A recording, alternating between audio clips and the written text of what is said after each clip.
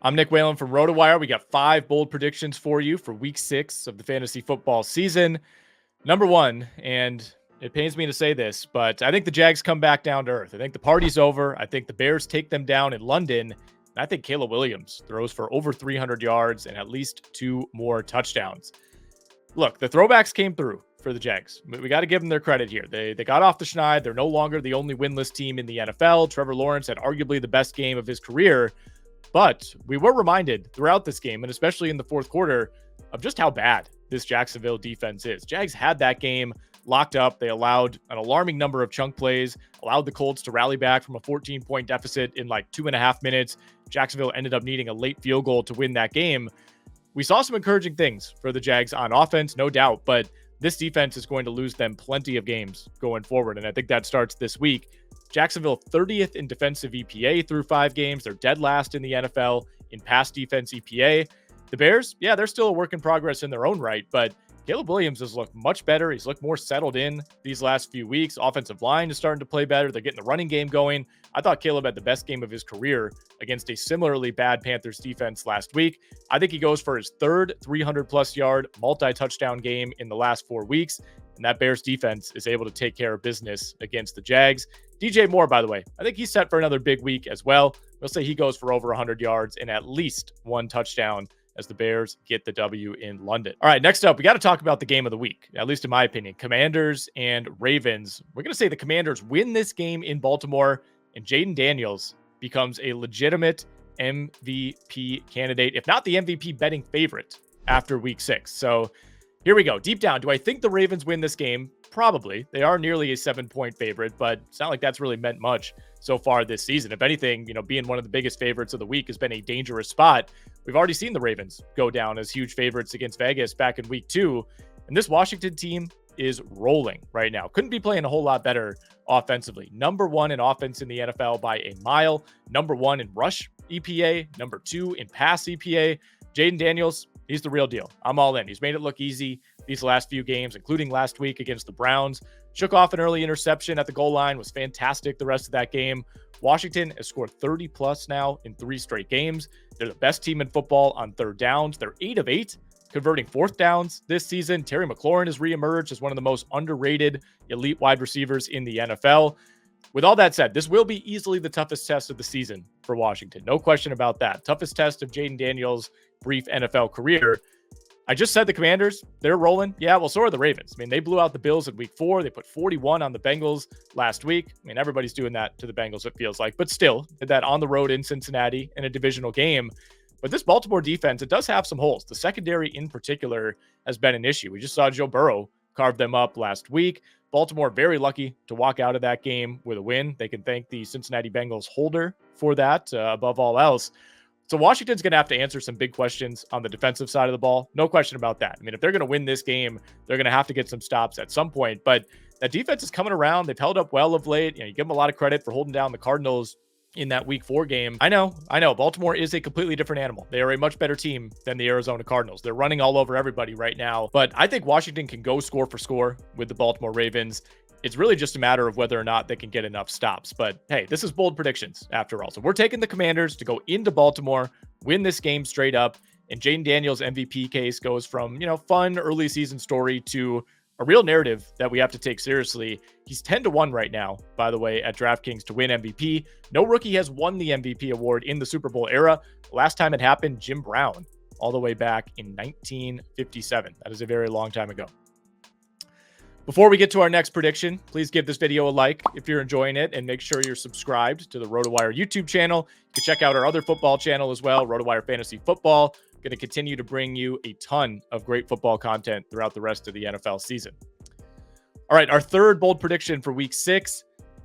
This week, we get the Tank Dell breakout game. At long last, finally. It's been a rough start for Tank Dell. He's the wide receiver 72 right now in PPR leagues. That's not ideal. He's missed a game in there, so that's part of it, but he hasn't put up more than 11.2 fantasy points in any of his 4 appearances thus far. Struggled last week, even with Nico Collins missing the second half against Buffalo.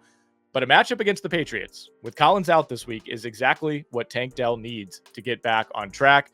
Texans are sitting at 4-1, but it feels like this offense is still not exactly firing on all cylinders. Collins has been a machine. No question about that. Diggs, he's been fine, but they've been missing that dynamic third option in Tank Dell, who really does take this passing game to another level. We saw it for most of last season. With Collins now out of the mix, you're essentially removing 10 to 12 targets, if not more, from that passing game. I think those trickle down to Tank Dell. At least a good share of them do. I think the Texans make a point to get him more involved. They've tried working him in on these jet sweeps, these reverses. That's not really working. We got to get him involved more as a receiver. And I think this is the matchup to do that. New England, of course, one of the worst defenses in football. They're 25th in pass defense EPA. They're near the top of the league in yards per attempt allowed. Geno Smith carved them up. Aaron Rodgers carved them up. Brock Purdy carved them up last week. In that Niners game, 4 different receivers had catches of at least 25 yards. Pats have injuries all over the defense as well. Could be without both of their starting safeties for this game. The Patriots are also starting Drake May in this game, which I think is good for our prediction because we want this to be a relatively competitive game. We don't want Houston just shutting it down and running the ball for the entire second half. I think New England does get a spark from Drake May. I think Houston's going to have to throw on that Patriots defense to win this game comfortably. This is the week the Texans get Tank Dell rolling. No Nico Collins. Christian Gonzalez probably spending a lot of time on Diggs. I think we get a 20-plus point fantasy week out of Tank Dell. All right, for our next bold prediction, we're going to Dallas, and we're going to the Detroit side of this game, and I'm going to say Jahmyr Gibbs and David Montgomery combine for not 200, but 250-plus yards from scrimmage against this Cowboys defense. Dallas coming off of 2 hard-fought wins. Don't want to pile on them too much, but, so far they've beaten Cleveland, Pittsburgh, and the New York Giants. Not exactly red-hot offenses. Who have they struggled against, you ask? The New Orleans Saints and the Baltimore Ravens. Both those teams ran all over Dallas, got whatever they wanted. Both of those were blowouts. I think Detroit is the most well-balanced team in the NFL. They could beat you through the air. They have the best 1-2 running back combo in the league. Those backs make sense together. They've been bludgeoning teams for a year and a half now. They're coming off a bye. I think they'll be ready to attack a shorthanded Dallas defense that really wasn't challenged as much as it should have been by Justin Fields last week. This is a totally different script. I think we're set for a shootout. I think we see big plays, plenty of points on each side, but this is a game Detroit can dominate on the ground. Even after shutting down Najee Harris last week, Dallas ranks 30th in the NFL in rush defense EPA, which is kind of what happens to every team when they play the Ravens, but still, no DeMarcus Lawrence, likely no Micah Parsons. They lost another defensive lineman in that Pittsburgh game and Marshawn Kneeland. This defense is banged up. I love this spot for both Jahmyr Gibbs and David Montgomery. They combine for 250-plus scrimmage yards in a Detroit victory on Sunday. Our 5th and final prediction, Malik Nabers. Malik Nabers not only returns to the Giants this week, but he sets the rookie record for targets in a game. What is the rookie record, you're asking? Well, according to StatHead, it is 21, which is currently held by former Giant Odell Beckham, who did it against the Eagles in week 17 of his rookie season. So it would make sense, that we keep this in the Giants family. Nabers obviously has come close. He had 18 targets in week 2 against Washington. He had 15 targets against Dallas in week 4 before going out with a concussion. We'll say he breaks that rookie record this week against the defense that everybody is beating up on right now, the Cincinnati Bengals.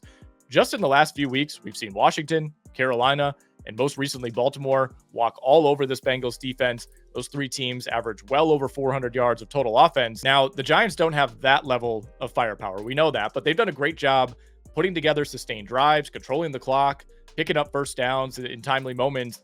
Since he ranks in the bottom 5 in plays per drive allowed, yards per drive allowed, and time per drive allowed, they're allowing opponents to convert 47.5% of third downs. That's the second highest mark in the league. They're bottom 5 in the NFL in red zone conversion rate allowed as well. I think the Bengals' weaknesses play right into the hands of the New York Giants' strengths. New York ranks top 10 in the NFL in plays per drive and time of possession per drive. We'll see if they can get that run game going, but either way, I think this is a very attackable Cincinnati secondary that just lost one of its starting corners last week for the season. I think Malik Nabers returns in a big way. He feasts on this Cincinnati defense. It's a high volume day. He needs 22 targets to break the rookie record. Why not? Let's see it, Malik. Go get his 22 targets.